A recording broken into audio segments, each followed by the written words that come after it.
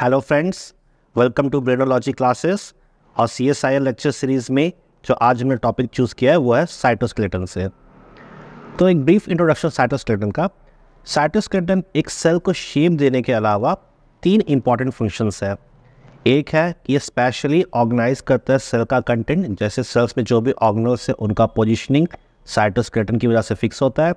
Second इसका function है कि ये फिजिकली और बायोकेमिकली एक्सटर्नल एनवायरनमेंट के साथ सेल्स को कनेक्ट करता है। और जो इसका तीसरा फंक्शन है दैट कि ये एक कोऑर्डिनेटेड फोर्स जनरेट करता है जिससे सेल्स का मूवमेंट और सेल्स के अंदर जितने भी ऑर्गेनल्स और अदर प्रोटीन्स का मूवमेंट हो रहा है उसको ये सिंक्रोनाइज्ड वे में असिस्ट करता है। तो ये तीनों फंक्शंस के ऊपर ही CSIR में ज़्यादा क्वेश्चंस आते हैं। स्पेशली जो सबसे लास्ट फंक्शन हमने देखा कि इस किस तरह से सेल के अंदर मूवमेंट को असिस्ट कर रहा है, इसके ऊपर बहुत ज़्यादा क्वेश्चंस पूछे गए हैं। एक इसी के रिलेटेड क्वेश्चंस बनते हैं स्पिंडल फाइबर्स में। जो स्पिंडल फाइबर्स हैं वो भी साइटोस्केलेटन एलिमेंट्स का ही पार्ट है, तो उस पर भी बहुत बार क्वेश्चंस पूछे जाते हैं जो कि हम लोग नेक्स्ट लेक्चर में सॉल्व करेंगे। तो चलिए बिना टाइम को वेस्ट किए क्वेश्चन को बनाना शुरू करते हैं। तो फ्रेंड्स, आपकी स्क्रीन के ऊपर ये रहा क्वेश्चन। हमेशा की तरह वीडियो को पॉज कीजिए और क्वेश्चन को सॉल्व करने की कोशिश कीजिए।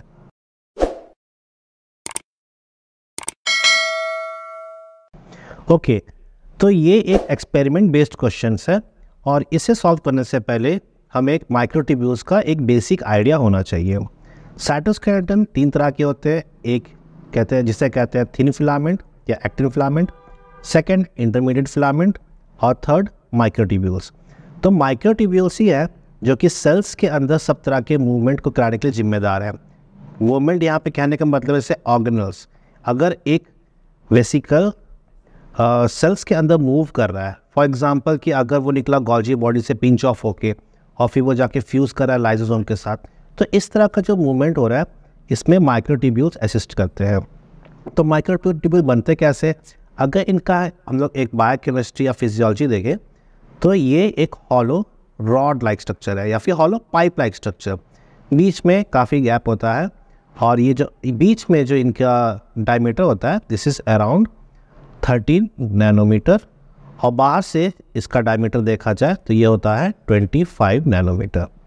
ये जो हम लोग के पास एक फिलामेंट लाइक स्ट्रक्चर है ये असल में एक पॉलीमर है और पॉलीमर है तो इसका मोनोमर भी होगा। इसका मोनोमर है ट्यूबुलिन डाइमर, ठीक है। और ये डाइमर है तो इसका मतलब यहाँ दो प्रोटीन्स प्रेजेंट है। तो इसको हम लोग ऐसे बना सकते हैं, दो प्रोटीन्स को, एक को कहते हैं हम लोग अल्फा ट्यूबुलिन और दूसरे को कहते हैं बीटा ट्यूबुलिन। याद रखना है, एक को अल्फा ट्यूबुलिन दूसरे को बीटा ट्यूबुलिन। दोनों मिलके पहले एक डाइमर फॉर्म करेंगे। इस डाइमर से फिर हमारा पॉलीमराइजेशन होगा और एक ट्यूब लाइक स्ट्रक्चर फॉर्म करेगा। ये जो हमारे पास ट्यूबुलिन मॉलिक्यूल है इसका मॉलिक्यूलर वेट है अराउंड 55 किलो डाल्टन। और दोनों ही के दोनों, बहुत इंटरेस्टिंग फैक्ट है याद रखना, दोनों GTP के साथ बाइंड कर सकते हैं। याद रखना, alpha tubulin and beta tubulin दोनों GTP के साथ बाइंड करते हैं, बट द बीटा ट्यूबुलिन जो है इसके साथ जो GTP बाइंड कर रहा है वो ज़्यादा इंटरेस्ट है क्योंकि यहाँ पे GTP का हाइड्रोलिसिस होके GDP स्टेट में भी एग्जिस्ट करता है। तो हमारे पास ये ट्यूबुलिन डाइमर है, दो स्टेट में है। एक जब GTP बाउंड ट्यूबुलिन हो गया जहाँ बीटा के साथ GTP है और दूसरा GDP बाउंड स्टेट जहाँ बीटा के साथ ट्यूबुलिन है। तो जितने भी डाइमराइजेशन होंगी इस डाइमर के वहाँ हमें GTP बाउंड डाइमर्स चाहिए। ठीक, आई होप कि यहाँ तक आपको समझ में आ गया होगा। अब हम लोग देखते हैं इसकी पॉलीमराइजेशन कैसे होती है। अगर ध्यान से हम लोग इस स्ट्रक्चर को देखें जो लेफ्ट साइड में है, यहाँ देखिए इस रीजन पे पहले ये एडिशन हो रहा है ट्यूबुलिन डाइमर्स का। यहाँ देखिए अल्फाबेट ट्यूबुलिन्स है, ये सारे क्या कर रहे हैं, बाइंड कर रहे हैं और ये एक प्लेट लाइक स्ट्रक्चर फॉर्म कर रहे हैं। फिर जो प्लेट लाइक स्ट्रक्चर बना फिर वो नीचे से ऐसे फोल्ड होते जा रहा है और फोल्डिंग होकर के ये एक pipe, hollow pipe like structure बनाएगा। ठीक, तो यहाँ पे GTP का हाइड्रोलिसिस कैसे हो रहा है, ट्रेड मिलिंग कॉन्सेप्ट क्या है, ये सारा किसी दूसरे वीडियोज़ में हम लोग डिस्कस करेंगे जिसके ऊपर क्वेश्चंस आते हैं। आई होप कि नेक्स्ट वीडियो में वो क्वेश्चन हम लोग डिस्कस कर लेंगे। इसके अलावा इनकी डीपॉलीमराइजेशन भी होते रहती है। तो यहाँ पे डीपॉलीमराइजेशन और पॉलीमराइजेशन से बेस्ड कॉन्सेप्ट हम लोग को अभी नहीं समझना है क्योंकि क्वेश्चंस थोड़ा और है, ठीक है। तो अब यहाँ जो हम लोग के पास पॉलीमराइजेशन हो रहा है, यहाँ देखिए एक एंड हम लोग कहते हैं प्लस एंड और दूसरे को हम लोग कहते हैं माइनस एंड। याद रखना है प्लस एंड वो एंड होता है जो होता है फास्ट ग्रोइंग और माइनस एंड होता है स्लो ग्रोइंग एंड। दोनों जगह ही ऐड हो सकते हैं दोनों जगह ही ट्यूबुलेंट ऐड हो सकते हैं, बट जहाँ फास्ट जो ग्रोइंग एंड होता है उसको हम लोग कहते हैं प्लस एंड और जो स्लो ग्रोइंग एंड होता है उसे कहते हैं हम लोग माइनस एंड। तो इसका मतलब ये हुआ कि हमारे पास जो एक ट्यूबुलेंट फाइबर है, this is a polar molecule, या फिर इसकी एक पोलैरिटी है जिसमें हम लोग एक एंड को प्लस डिनोट कर रहे हैं और दूसरे एंड को माइनस डिनोट कर रहे हैं, ठीक है। चलिए अब यहाँ पे कुछ मोटर फंक्शंस हम लोग देख लेते हैं। जब भी कभी कार्गो का मूवमेंट हो रहा है या वेसिकल्स का मूवमेंट हो रहा है तो वहाँ पे हमारे पास कुछ मोटर प्रोटीन्स है, जिसका बहुत फेमस एग्जाम्पल है काइनेसिन और डायनिन। काइनेसिन और डायनिन दोनों मूवमेंट के लिए एटीपी का यूज़ करेंगे। काइनेसिन जो है वो होता है plus end directed motor protein, ठीक है, जिसको हम लोग कहते हैं एंटेरोग्रेड मूवमेंट। याद रखना काइनेसिन प्लस एंड की तरफ जाता है। प्लस एंड किसका? माइक्रोट्यूब्यूल का प्लस एंड की तरफ जाता है, और डायनिन है वो माइनस एंड की तरफ जाता है। तो जो भी कार्गो या वेसिकल रहेगा, काइनेसिन प्लस एंड की ओर ले जाएगा और डायनिन जो है माइनस एंड की ओर ले जाएगा, और जो माइनस एंड की ओर ले जा रहा है उसे ही हम कहते हैं रेट्रोग्रेड मूवमेंट, ठीक है। याद रखना है दो मूवमेंट है, एक एंटेरोग्रेड मूवमेंट और दूसरा रेट्रोग्रेड मूवमेंट, ठीक है। इसके साथ ही अब हम लोग दोबारा अब क्वेश्चन में आ जाते हैं।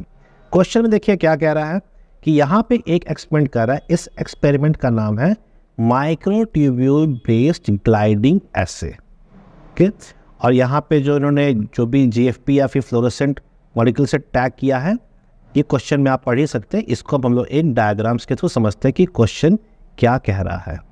चलिए देखते हैं। तो हमारे पास जो क्वेश्चन में दिया हुआ है कि एक ग्लाइडिंग एसे क्या होता है कि कवर स्लिप के ऊपर हम लोगों ने कुछ एंटीबॉडीज़ लगा दिए पहले, ये आप लोग को छोटे छोटे एंटीबॉडीज़ दिख रहे होंगे, और ये एंटीबॉडीज़ के साथ हम लोगों ने मोटर प्रोटीन को फिक्स कर दिया। These are motor proteins. तो मोटर प्रोटीन सब कहीं नहीं मूव करेंगे। याद रखना सेल के अंदर क्या था, मोटर प्रोटीन्स मूव कर रहे थे, बट यहाँ हम एक्सपेरिमेंट में क्या कर रहे हैं, हम मोटर प्रोटीन्स को ही फिक्स कर दे रहे हैं कि मोटर प्रोटीन का कहीं मूवमेंट ना हो। फिर इसके बाद हमने क्या रखा है, इसके ऊपर माइक्रोट्यूब्यूल फिलामेंट को रखा है, जिसका एक है प्लस एंड यहाँ, माइनस एंड यहाँ। यहाँ पे क्या हो रहा है, माइक्रोट्यूब्यूल मूव करेगा और सेल में क्या था, मोटर प्रोटीन मूव करेगा, इसलिए ये था क्वेश्चन थोड़ा ट्रिकी है।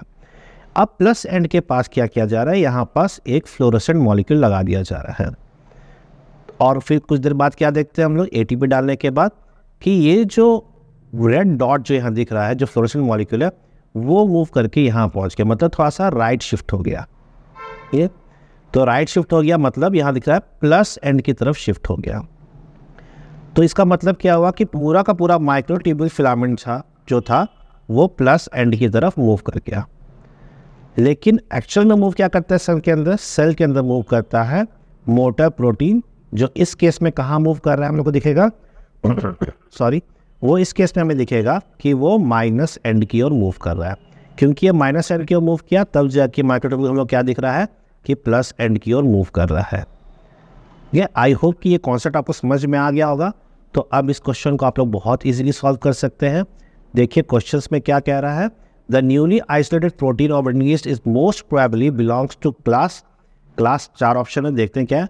नन ऑफ द को छोड़ देते हैं, अभी देखते हैं ऑप्शन 1 क्या है, मायोसिन। जी बिल्कुल गलत। मायोसिन माइक्रोट्यूब्यूल्स के साथ बाइंड नहीं करता है, वो एक्टिन फिलामेंट्स के साथ बाइंड करता है, जिससे हम लोग थिन फिलामेंट भी कहते हैं। आप लोग को याद हो गया एक्टिन मायोसिन का जो बंडल्स होता है वो कैसे मसल कॉन्ट्रैक्शन में काम करता है। इसके अलावा इसका काम सेल डिवीजन के समय जब सेल में कॉन्ट्रैक्टाइल एपेरेटस बन रहा है वहाँ भी ये काम करते हैं। जो सेकेंड है हम लोग के पास काइनेसिन। काइनेसिन 1 है, एक क्लास उसका दिया हुआ है, but kinesin we know is a plus end directed motor protein, but यहाँ जो मोटर प्रोटीन था वो माइनस एंड की ओर जा रहा था। तो kinesin is also a wrong option. Dynein, yes dynein is the correct option. क्यों? क्योंकि dynein minus end directed motor protein है, और यहाँ जो हम लोग के पास क्वेश्चन में जो मोटर प्रोटीन दिया हुआ है वो भी माइनस एंड की ओर मूव कर रहा है। Therefore dynein is the correct option. I hope कि लेक्चर आप लोग को पसंद आया होगा। इस तरह के और भी क्वेश्चंस हम लोग नेक्स्ट लेक्चर में सॉल्व करेंगे। Signing off, Brainology classes.